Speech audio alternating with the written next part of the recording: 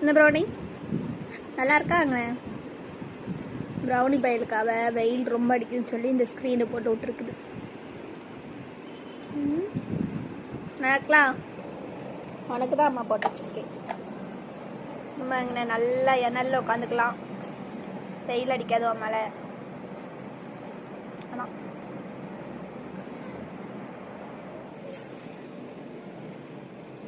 வெயில் ரொம்ப ஆரம்பிச்சிருச்சு. இப்போலாம் பயங்கர வெயில் அடிக்குது. இன்னும் மே மாதமே வரல. ஏப்ரல் மே வந்தால் ரொம்ப கொளுத்தும். அதனால் பிள்ளைக்கு இப்போவே அட்வான்ஸாக போட்டு வச்சாச்சு. நாங்கள் மறைவாக இருக்கா உனக்கு. இது எல்லாமே எங்கள் வீடு தான்.